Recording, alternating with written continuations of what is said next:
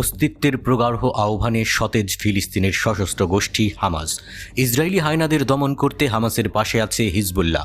গাজা যুদ্ধ চলছে 7 মাস ধরে। ইসরায়েলি সেনারা হতাহত হচ্ছে ঝাঁকে ঝাঁকে। একজন ইসরায়েলি সাংবাদিক ইসরায়েলি সেনাদের উপর হিজবুল্লাহ এবং আল কাসামের হামলার বর্ণনা করতে গিয়ে বলেছেন, মারাত্মক হতাহতের ঘটনা ঘটেছে।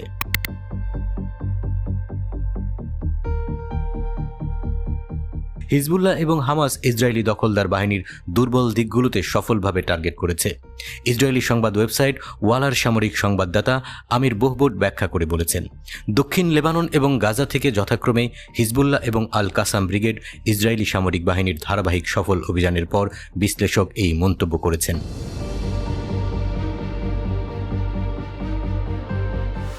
বিশেষভাবে বহবুট আল কাসামের স্বল্প পাল্লার রকেট হামলার কথা উল্লেখ করেছেন, যা কারেম আবু সালেমের কাছে একটি ইসরায়েলি সাইটে 4 ইসরায়েলি সৈন্যকে হত্যা করেছে, আরও অনেককে আহত করেছে। একটি হিজবুল্লাহ ড্রোন হামলা যা মেতুল্লায় 2 ইসরায়েলি সামরিক কর্মকর্তাকে হত্যা করেছে। হিজবুল্লাহ ইসরায়েলি সৈন্যদের রাশিয়ান রুলেট খেলায় বাধ্য করেছে।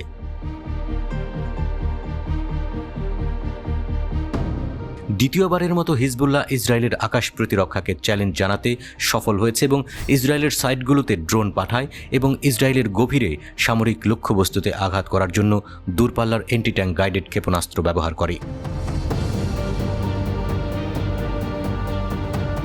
সাম্প্রতিক দিনগুলিতে হিজবুল্লাহ তথ্য সংগ্রহ, পর্যবেক্ষণ এবং আক্রমণের জন্য রাডার সিস্টেম, মনিটরিং সিস্টেম এবং নজরদারি ড্রোনের মিশ্রণ ব্যবহার করছে। বহবুট বলেছেন যে ইসরায়েলি রিজার্ভ সেনারা উত্তর দখলকৃত অঞ্চলে কাজ করেছে। তারা প্রকাশ করেছে যে হিজবুল্লাহ সেখানে তাদের উপর নজর রাখছে।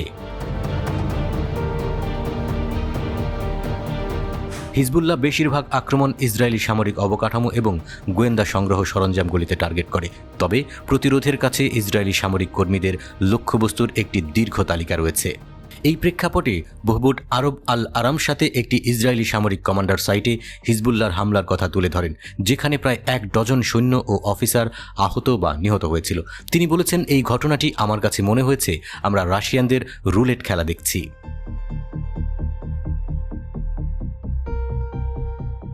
সামরিক সংবাদদাতা বলেছেন যে রাশিয়ান রুলেটের এই গেমটি 6651তম পেট্রোল ব্যাটালিয়নের 2 জন মেজরকে মৃত্যুর দিকে পরিচালিত করেছিল। আল কাসাম দখলদার সৈন্যদের মুখে একটি অনিবার্য চর মেরেছে। কারেম আবু সালেম ক্রসিংয়ে একটি নতুন স্থাপন করা ইসরায়েলি সাইটে আল কাসাম যোদ্ধাদের অভিযানের বিষয়ে বহবুট বলেছেন যে আক্রমণটি ইসরায়েলি গোয়েন্দা সংস্থাগুলির একটি স্পষ্ট সতর্কতার আগে হয়েছিল। প্রতিবেদকের মতে ইসরায়েলি গোয়েন্দারা দখলদার বাহিনীকে গাজা উপত্যকার দক্ষিণতম অংশে রাফাহ থেকে সৈন্যদের উপর আসন্ন আক্রমণের বিষয়ে সতর্ক করেছিল। প্রাথমিকভাবে ফিলিস্তিনি প্রতিরোধ যোদ্ধারা ভারী মর্টার শেল দিয়ে অবস্থানটিকে লক্ষ্যবস্তু করে। এতে বেশ কয়েকজন সৈন্য আহত হয়। ফলস্বরূপ আক্রমণের এলাকায় আরও সৈন্য মোতায়েন করা হয়েছিল। এরপর আল কাসাম ব্রিগেড স্বল্প পাল্লার রকেট এবং মর্টার শেল দিয়ে অভিযান চালায়, যা রাফাহ শহরের বাইরে অবস্থানরত 4 সৈন্যকে হত্যা করে।